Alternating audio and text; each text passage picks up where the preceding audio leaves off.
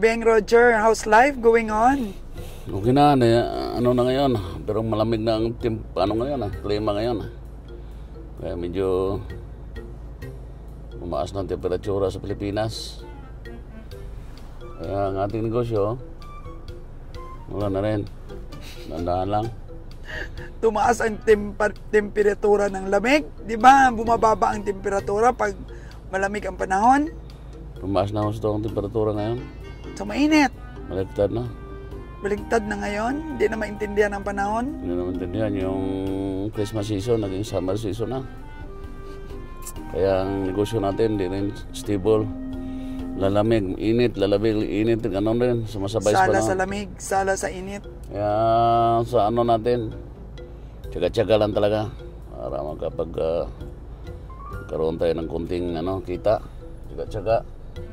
So dito po kami ngayon mga kagandang buhay sa Nabilog Stockyard. May mga guest pa rin po tayo ngayon. Tingnan natin. I-entertain natin yung ating mga guest. Guest natin mga kagandang buhay. Naka-couple pa. Naka-couple. Oy! Ang guest natin mga kagandang buhay, si Ron Pang Official at ang atin pong editor, si Miss Aubrey. Yun pa. Engineer natin. Magsipat daw sila ng kambing, mga kagandang buhay. Ayan, at ang mga baboy daw. Wow! Welcome!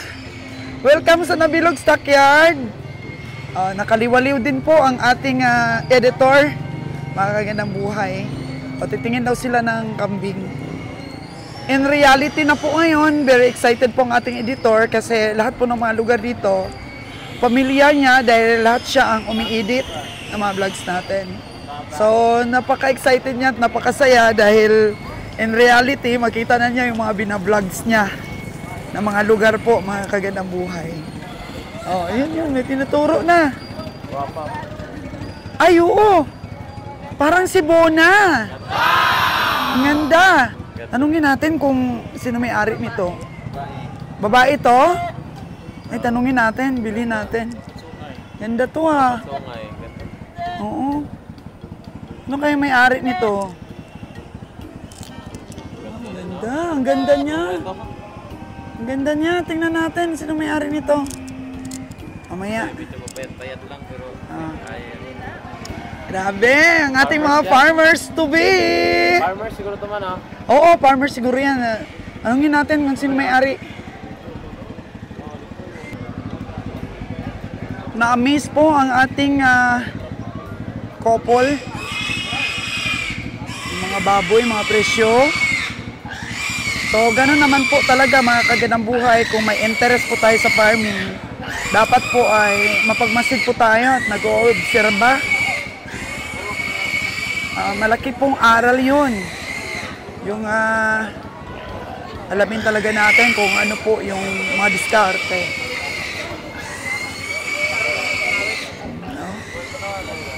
Madami na po ang baboy ngayon. Yun, mga maliliit. Tanong-tanong na Ito tingnan mo ang liit So, ganito po ang ginagawa ng mga antog-antog dito. Yung kukunin nila sa mga farmers talaga yung mga baboy. Tapos, ipopost nila in social media. Tapos, i-deliver nila. Mga kagandang buhay. Buy and sell lang po sila. Yan na. So, maliliit pa lang. Oh. Dong, pila mo na inyong kuha dong sa gagmay, subong? Dili na kuha no. Yeah. Oh. Saan? Yung ano? Oh. Magkano ba ngayon ang bilihan? Hindi akin yan yung may-ari. Nagtuturuan na sila mga kagandang buhay. Ito kasi medyo malalaki na, pang litso na po ito. Oh. Alagaan lang po nila ng mga isang week. Pang ano na to, pang alagain na. Ano ron? Magkano na ba yung ano doon sa atin ay? Yung rate sa atin? Ano na? Karoon na sa 4K. 4K pero ano ang size? Ganyan lang siguro. 20 to 15 kilos? Ito, ano talaga ito, maliliit. Yan, ang presyo niyan siguro, magkano? Tay, magkano presyo niyan? 2.9 po, 2.9 yung maliliit. 3,000 yung ganito kalaki. 3.5, parang ganun na rin sa atin, oy. Maliit ito. Mas malaki sa atin, mga ganito na, sa atin, oy. Oo, 15 kilos. Doon tayo. Kambing, kaping. So, sinasamahan natin sila mga kagandang buhay. Maganda kasi yung may excitement. Yung gusto mong mag-alaga, may excitement ka. Oo. Tingnan natin yung mga kambing. Pangalagain nyo na, tingnan natin talaga yun kung sino may-ari. May kursunada kami doon kanina nga. Hindi natin alam kung... So ito daw, ganito daw kalaki, sabi ni engineer natin po. Nasa 3.5? 4K. 4K daw, itong puti na to. Yun. Doon na sa amin, sa Aklan. Dito po ang baboy section. Ito po sa Nabilog. Ito ang kambing. Ito nidadala nila. Nadala nila ito sa Maynila, Pork Atay. Ito yung mga buwer. Pero mukhang matanda na ron. Anda na ito kaya binibenta na po pang katay.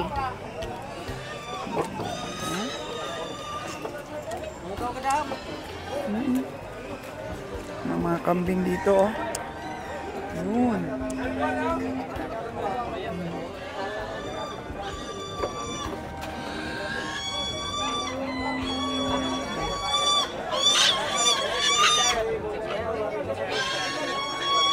Pa rin. Pila man na imong kambing, tay? Pila man na? 9,000? 9,000.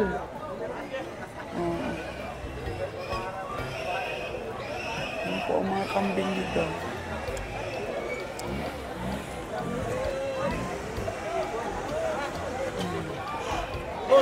Busy.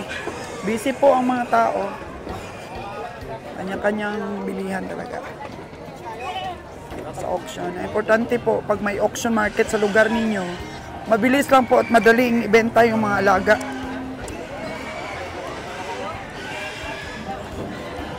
Balik tayo mga kagandang buhay para po masipat natin yung mga kalabaw na doon. Mga baka.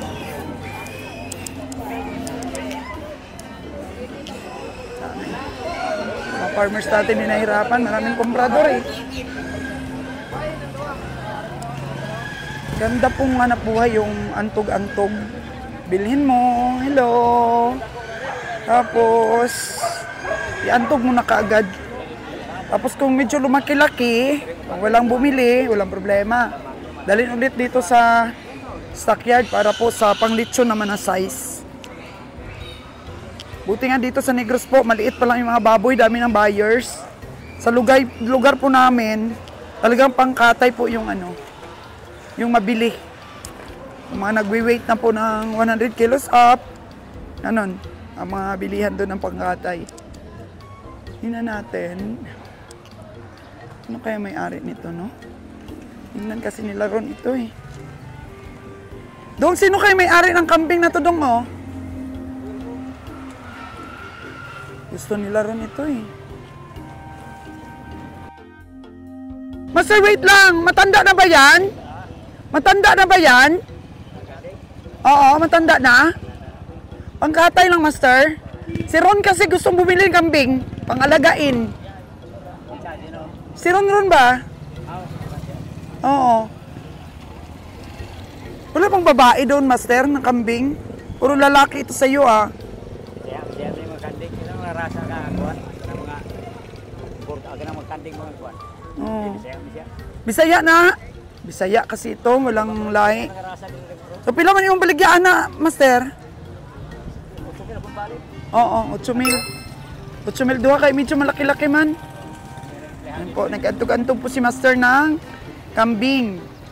So, 8,000 po ang unang presyo ni Master. Okay, Master, ah. Andyan sila.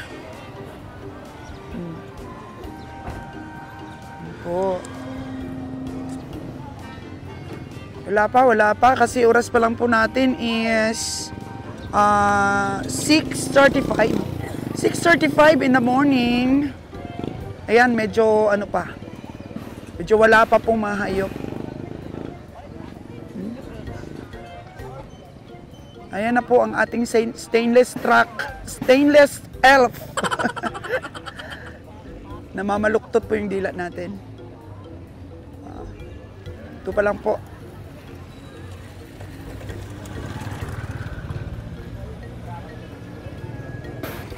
So, good morning mga kagandang buhay. Yan nga, 6:35 po tayo ngayon. At ito po yung ating pinagawang elf. Stainless na po siya. Maraming malayo na po yung itsura niya sa before natin pinaayos.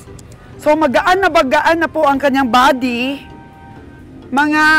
Siguro mga nasa 8 ang kasya dito na baka or kalabaw. O, ayan po mga kagandang buhay, napakaganda. Ang elf po na to sa amin is siguro ano na ito, mga more than 10 years na sa amin. So binili namin ito second hand, pero napakaganda pa niya. And then ginamit namin until na medyo nabulok yung dito niya. At ngayon nga, ni-restore ni Kabeng Roger ulit. So aarangkada pa rin siya at gagawa ng pera, mga kagandang buhay. Kasi kung magaling lang tayo mag-restore, di ba, okay naman, ginastusan talaga natin siya dahil mahal na talaga ngayon ang mga sasakyan. Kaya kailangan, sabi ni Kabeng Roger, wag ibenta yung mga sasakyan, pagandahin lang. So ito, stainless na stainless. Okay pa po yung body niya, mga kagandang buhay. Nakalock na siya. Oo. Dito po galing yung ating mga blessings. Kasi tagahakot po natin ito ng bigas dati. At ngayon nga, dinala natin dito sa stockyard. At meron pa tayong isang canter doon na pwede pa rin natin gawing panghakot. At the same time, yung ating pong 6-wheeler truck, pina-stainless din po natin. Kaya sa mga nanonood sa aking vlogs, ang sasakyan nyo, gusto nyo ipa-stainless, contact nyo lang po kami. Kasi meron po kaming in-house engineer na magaling sa paggawa po ng stainless. Kasi dati mga kagandang buhay, sa Mindoro po ang balak naming ipagawa yung aming truck para stainless. Kasi doon nga magagaling talaga gumawa ng mga jeep na stainless ang taga Mindoro. Pero eto, ayos mga kagandang buhay, meron na tayong maasahan dito po sa atin para ayusin po yung ating mga truck. So, couple, wala kayong na-spot na kambing? Lalaki pala yun, Ah? Lalaki. Lalaki pala yung na-spot nyo. So, ayun po mga kagandang buhay, ang mga alipuris ni Kabeng Roger.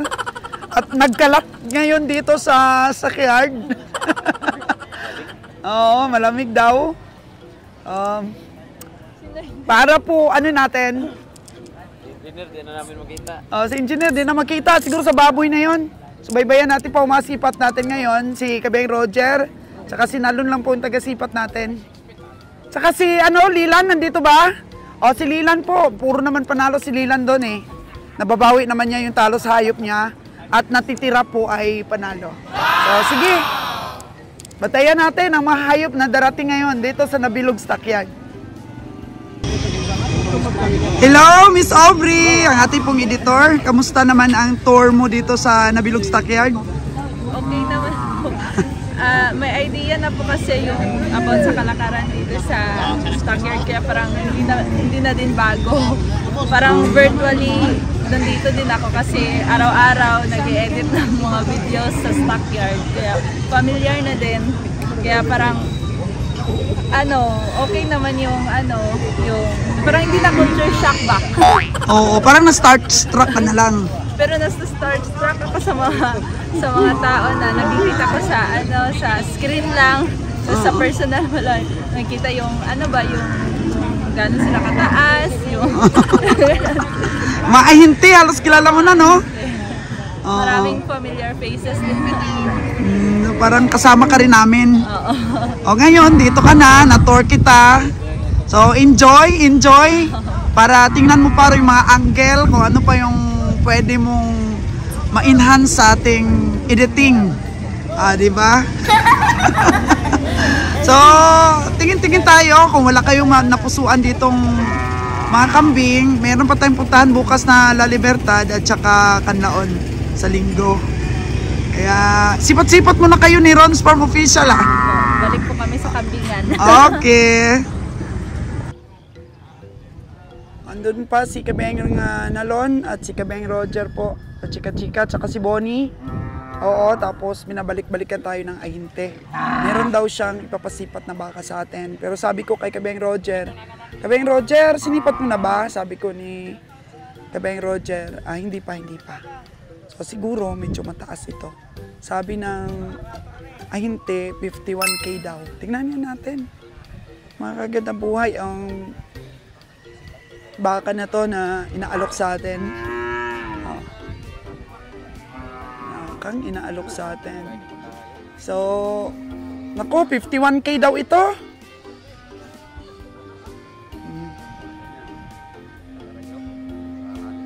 Hindi mo inantog-antog?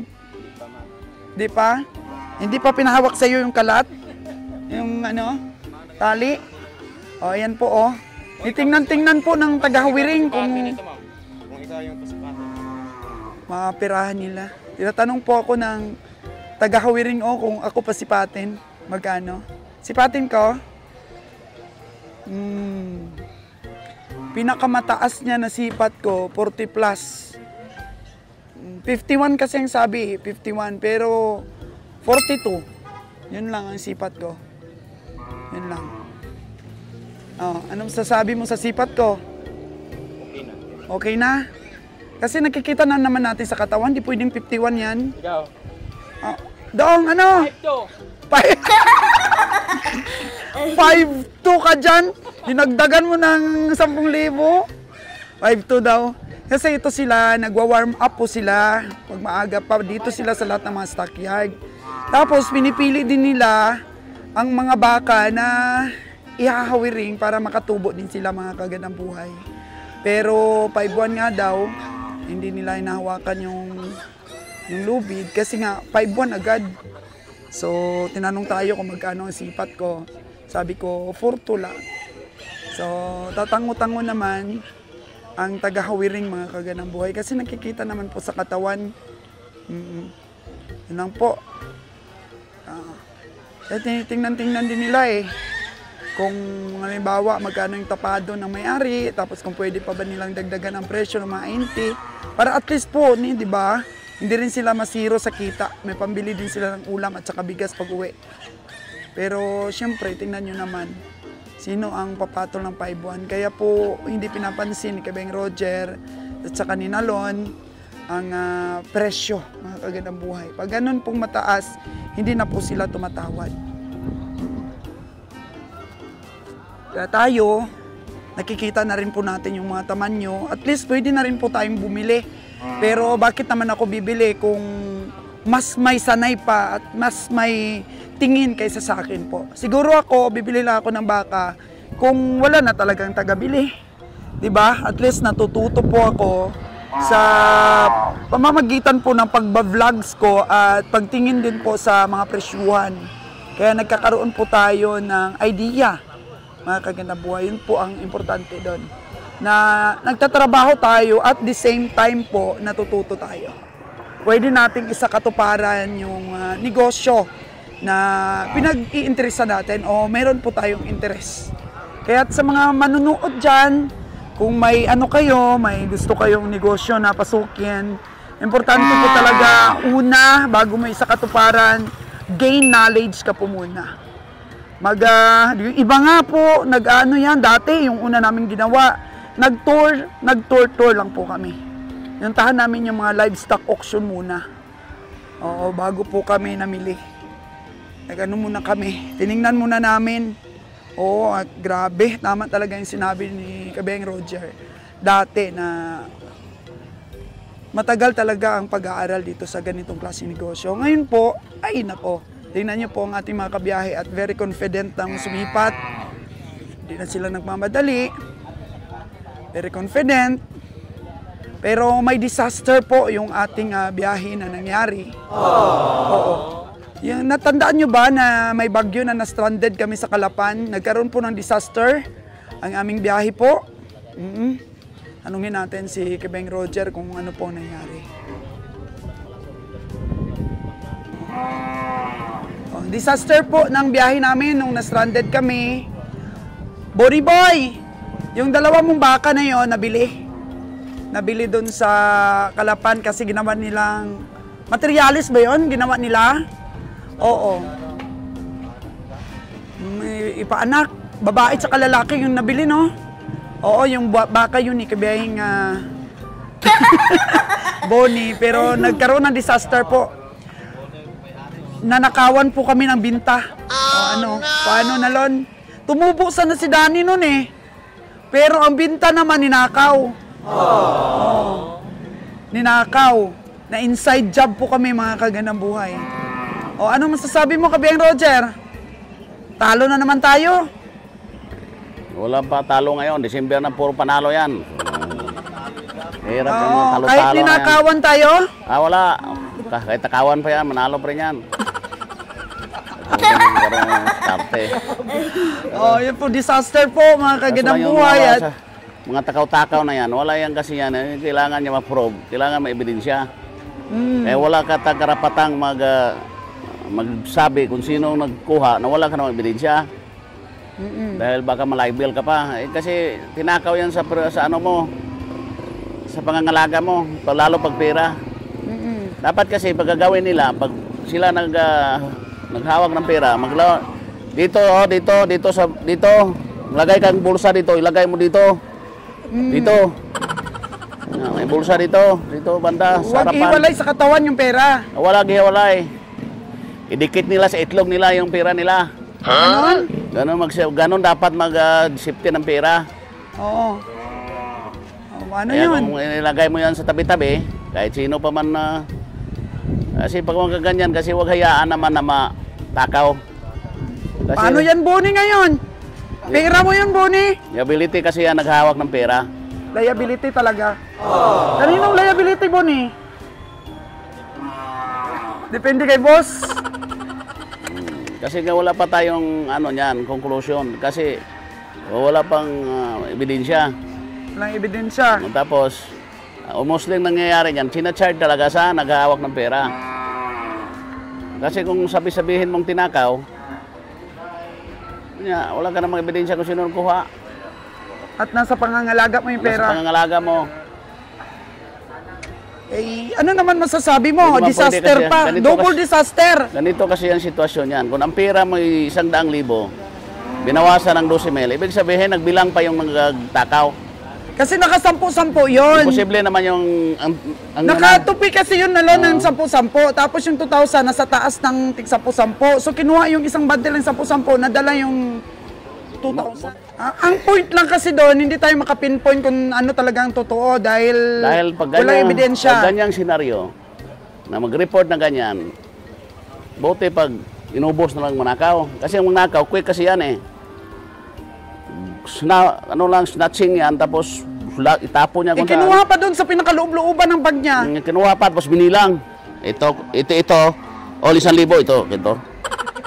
Ito pa. Inside job nga, Jer. Bilang. Kung sino man sa mga kasamahan niyang cowboys Sila Kasi lahat ganun suspect. yan ang mga pangyayari niyan. Sa mga korte, di mapaniwalaan yan. Lalo pat... Pero nangyayari yan. Kaya nga, liabilities pa rin yan ang naghawak ng pera. O liabilities. Kasi- Kahit hindi siyang kumuha. Kasi pananagutan niya yan. Dahil nasa kanya kasing poder ang pera. Kaya sa mga iba dyan, halimbawa magkaroon kayo ng pera, na pagbintahan o ano man dyan, ibigay agad yan sa amo ninyo, ipadala sa Palawan o either anong gagawin para wala kayong pananagutan. Kasi pag nawala po yan, kayo po talaga magbabayad. Ganon yan. Tapos, double pa tayo. Dahil yung itlog natin, hindi na bilang ng mga tauhan natin, kinarga sa truck natin, nakulangan tayo 104 trays doon pa rin sa poultry. So, ang tao mo, Jer, parang walang pakialam sa trabaho. Yun. Pinakarga nila yung itlog o kinarga doon sa poultry na wala pa sila, hindi pa nila nabilang. Kapabayaan ba? Kapabayaan. Pumayag lang silang ikarga na hindi nila na-check kung tama yung kinakarga. So, double ang lugi natin ngayon. Ganon yan sa... Panalo pa rin yan. Panalo pa rin yan, ha? Panalo pa rin yan. Walang magawa, eh. Oo. Next Bakit? time, ayusin. Bawi na lang, bawi. Kasi mga ganyan-ganyang mga pangyayari, talagang kapabayaan kasi yan eh. Kaya mahirap na magsalita. Di ba kasama si Lila nun sa biyahe? Yan, anong ginawa niyo sa itlog? Nanyapon mo, tapos?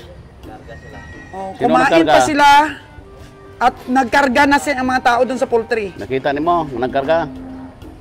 Ibig sabihin, nandun ka, nakita mo eh. Dumating daw sila patapos na. Di ba sabi mo patapos ang Nagbalik karga? mo, kung nagkarga.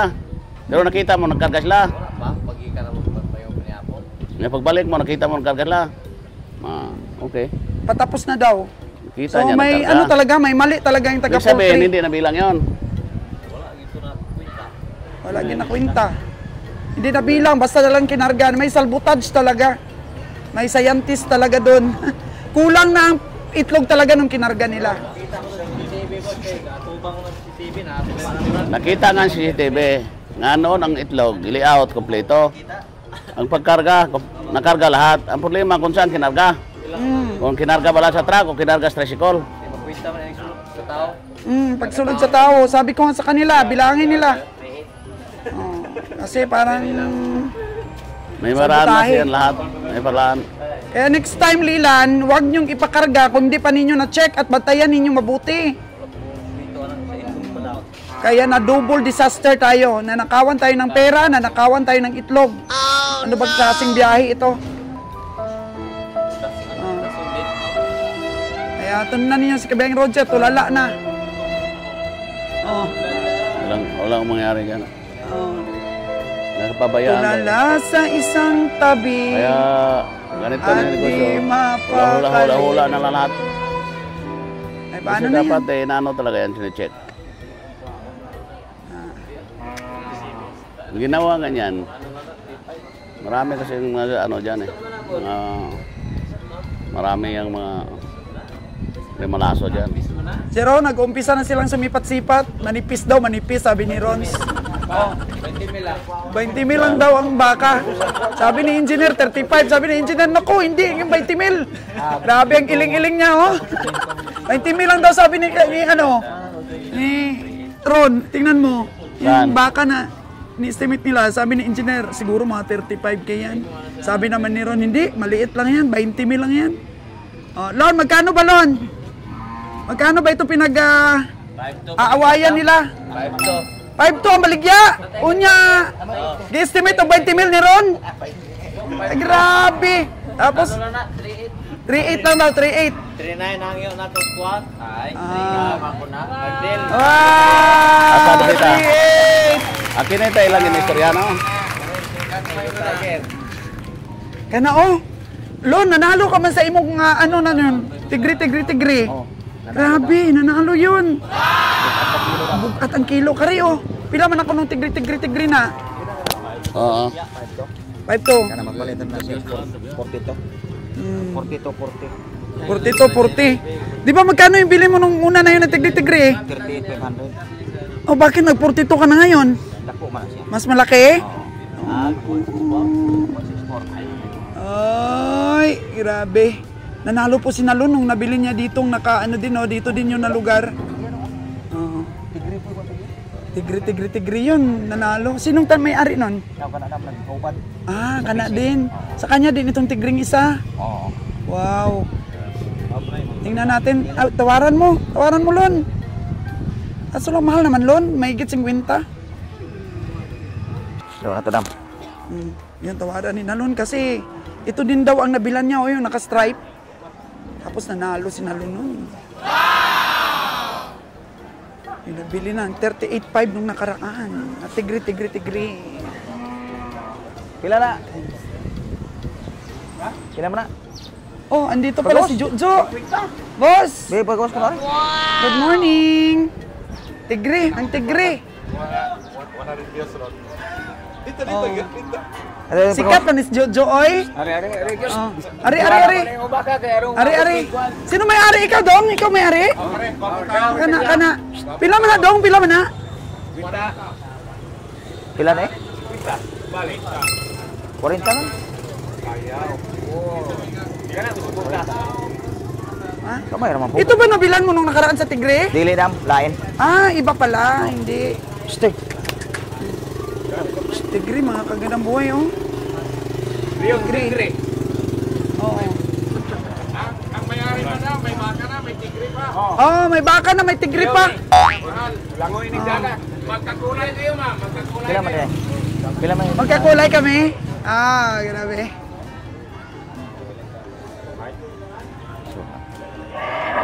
Kanang 40 taon tadi.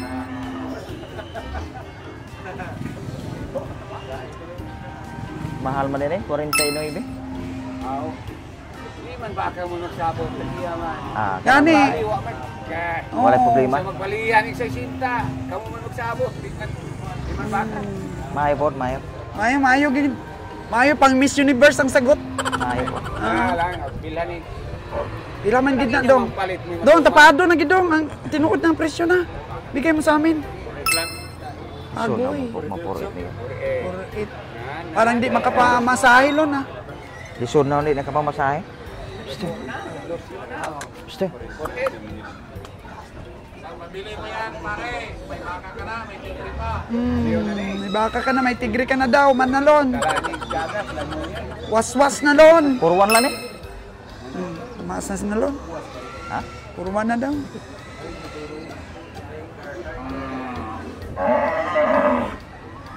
Gulang-gulang na ginoong pong baka. Tigri. Pinsa daw ni dong? Wa ko kakwa. Liit pa to, Dong. Litsunin pa to.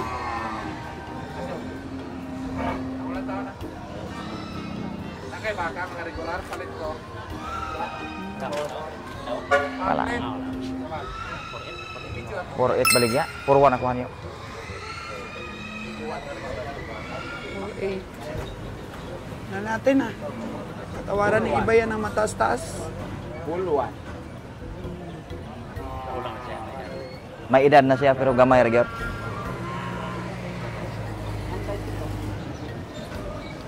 Time check natin is 7:05 in the morning. Down na. Down sa Diyos na. Taas man presyo. 48 man madam. 48 nga eh. Di kaya natin. Ang kaya. Ayun, Lon, no? May malaki dito sa tabi. Karidam.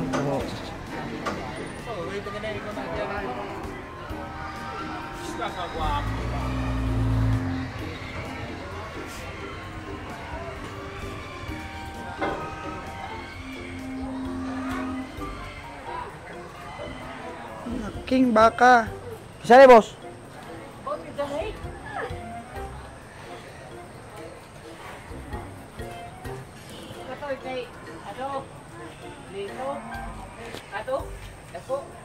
Ha? Kamay lito? Lito?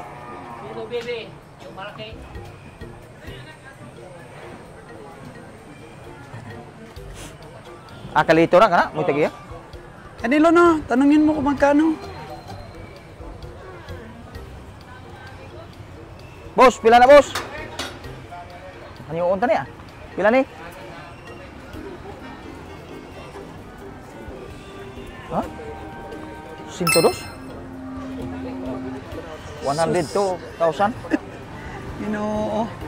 Sana nanggaling ang presyo na yan? Bagaw. Sobra pa man sa Padre Garcia lon, presyo. Pang fashion show lang po siguro itong baka na to. Dito pang karni. Taas sa makain.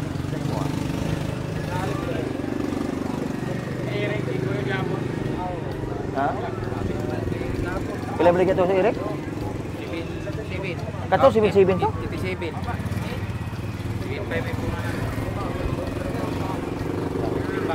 Karon tamaan niyo sa taas makain pang presyo. 102. 102 yang balik ya. Batteries kay Eric Gapo.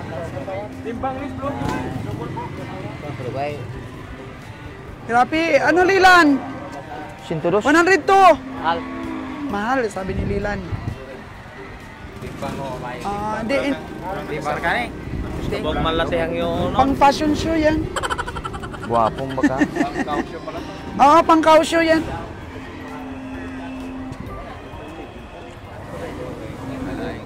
Ha? May laing. Tayo siya na ko po dong. May laing palitan. Spotting lang po muna. Ato. Ay, Ron, halika. Tingnan mo yung baka dito na 102K. Wa, gyoy laing. Spatin mo. Spatin yung tatlo. Oh, ano? Anong masasabi mo? 102,000? 102.